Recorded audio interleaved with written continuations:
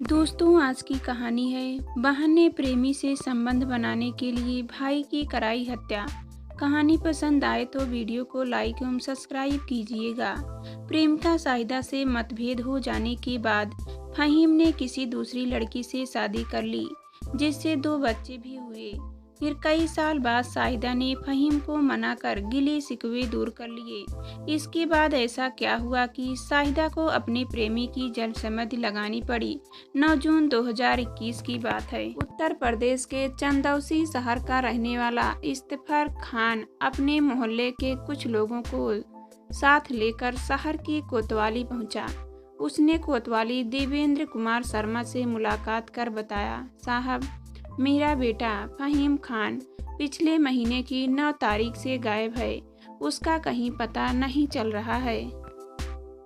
क्या वह 19 मई से गायब है और पुलिस के पास 20 दिन बाद आए हो?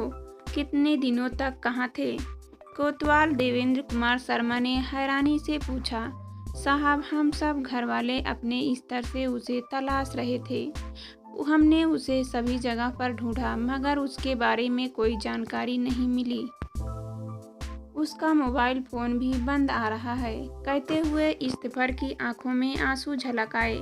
कितनी उम्र है तुम्हारे बेटे की और वह क्या करता है? वह गायब कैसे हुआ? सब विस्तार से बताओ। कोतवाल ने कहा, साहब, मेरा बेटा फहीम खान शादीशुदा है। उसके 2 बच्चे भी हैं। वह मकानों और कोठियों में रंगाई पुताई का काम ठेके पर लेता है।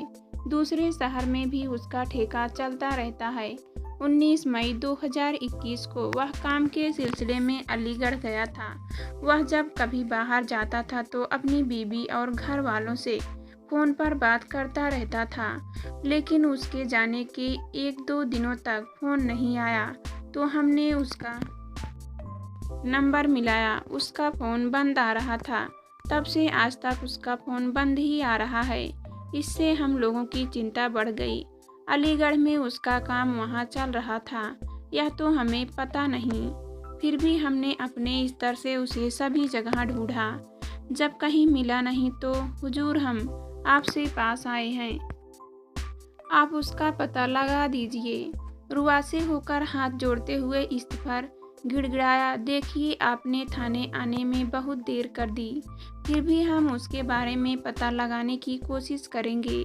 आप बेटे का एक फ़ोटो और तहरीर लिख कर दे दीजिए। चिंता मत करो, पुलिस जल्द ही उसकी खोजबीन कर लेगी। इसके बाद इफ्तिखार ने लिखकर लाई हुई तहरीर और बेटे का फ़ोटो कोतवाल साहब को दे दिया। इसके आधार पर फहीम खान की गुमशुदगी दर्ज कर ली। कोतवाल देवेंद्र कुमार शर्मा ने यह जानकारी अपने उच्चाधिकारियों को भी दे दी। गुमशुदगी दर्ज होने के बाद कोतवाल देवेंद्र कुमार शर्मा ने जांच चौकी इंचार्ज SI उमेंद्र मालिक को सौंप दी। वह अपनी टीम के साथ गुमशुदा फहीम की तलाश में जुट गए। पुलिस ने फहीम खान का मोबाइल सर्विलांस पर लगा दिया। उसके फ़ोन की अंतिम लोकेशन अलीगढ़ में मिली।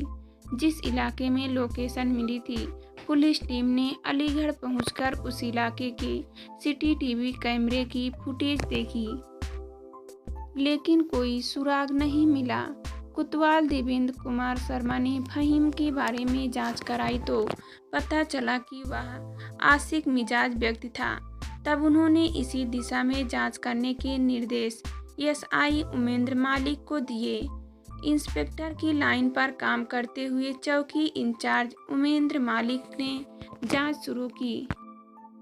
चौकी इंचार्ज को जानकारी मिली कि फहीम का रामपुर जिले के पटवाई गांव की शाहिदा के साथ चक्कर चल रहा था। फहीम की शाहिदा से मुलाकात उसकी एक परिचित अफसाना ने कराई थी। अफसाना अलीगढ़ के फिरदौस नगर की रहने वाली थी और उसका निकाह सलीम उर्फ शंभू से हुआ था। सलीम फिरदौस नगर में ही अफसाना के साथ किराए पर रहता था।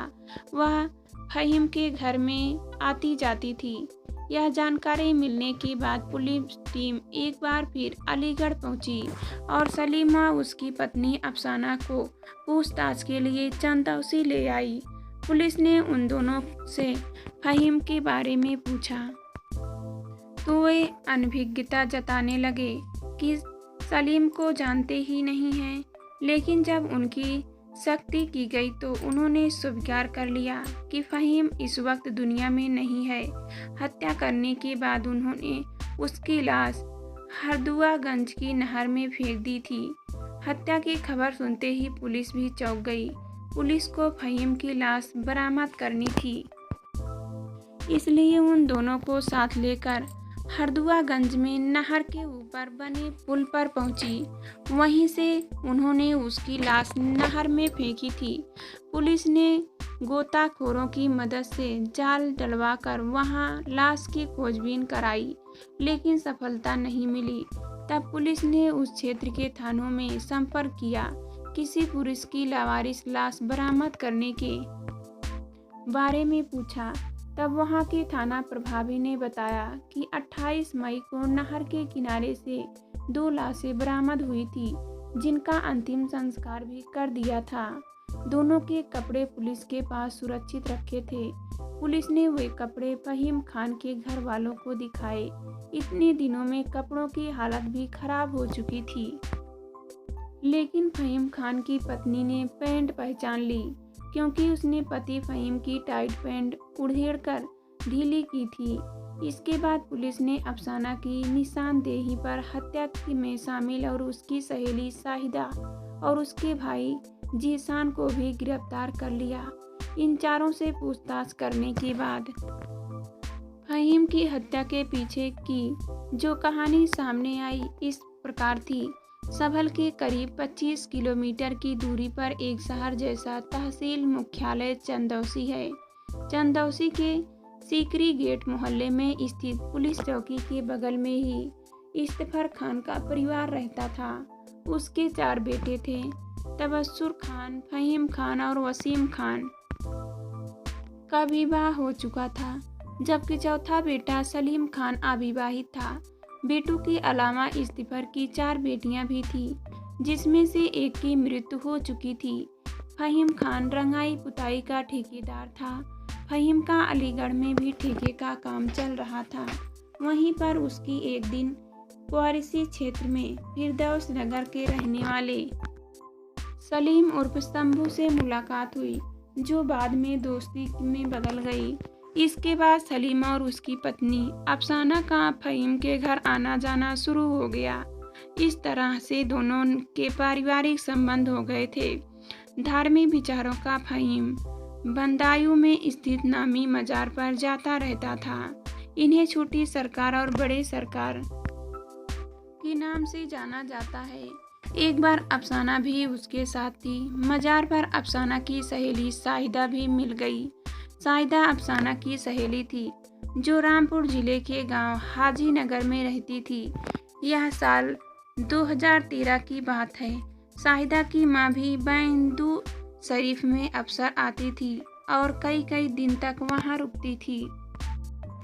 इनके 3 बेटे और 3 ही बेटियाँ थीं, राजिया, नाजिया व शाहिदा, तथा भाई जीशान भी माँ के साथ बंदायूं आता जाता रहता था। शाहिदा अफसाना की सहेली बन गई थी। फ़हीम पहली मुलाकात में ही शाहिदा को अपने दिल में बसा चुका था। बाद में इन दोनों की फ़ोन पर बातें होने लगी। इनके बीच हुई दोस्ती प्यार में बदल चुकी थी। फ़हीम शाहिदा के ऊपर खूब पैसे खर्च करता था, क्योंकि उस समय तक वह अविवाहित था। दोनों की जिंदगी साथ गुजरने और भविष्य के सुनहरे सपनों का ताना बाना बुनते रहते।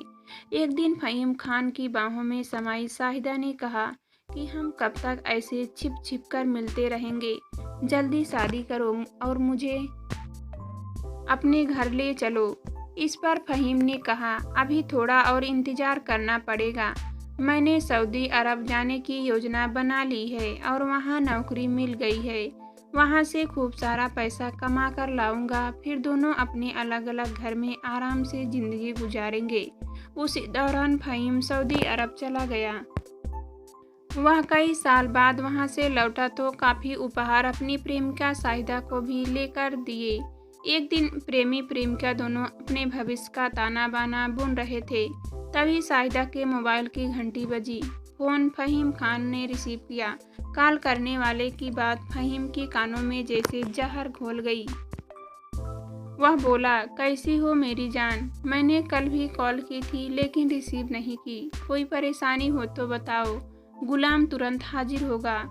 फ़हीम कुछ देर तक चुपचाप उसकी बातें सुनता रहा। फिर फ़ोन करने वालों को उसकी गालियाँ दी तो उसने कॉल डिस्कनेक्ट कर दी। इसके बाद तो फ़हीम को गुस्सा आ गया। वह सोचने लगा कि कौन है जो उसकी प्रेमिका से इस तरह बात कर रहा था। कहीं ऐसा तो नहीं कि शाहिदा का ही प्रेमी हो। फ़हीम ने इस बारे में शाहिदा से पूछताछ की तो उल्टे शाहिदा फ़हीम से लड़ने के लिए तैयार हो गई। दोनों ओर से बात बढ़ गई। तभी शाहिदा अपना आपा खो बैठी और फ़हीम खान पर हाथ उठा दिया, जिससे नाराज होकर फ़हीम ने भी शाहिदा की जमकर पिटाई कर डाली। अब फ़हीम ने तय कर लिया कि वह यह पता लगा कर रहेगा कि शाहिदा का किसी से चक्कर चल रहा है या नहीं। कुछ दिनों में फ़हीम ने जानकारी निकाल ली कि शाहिदा का किसी से चक्कर चल रहा है। प्रेमिका शाहिदा किसी और की युवक से प्रेम करने लगी है। शाहिदा की इस बेवफाई से फ़हीम खान को गहरा घात तक लगा। इसी बात से दोनों ने बीच ऐसी दरार पड़ी कि संध विच्छेद हो गए।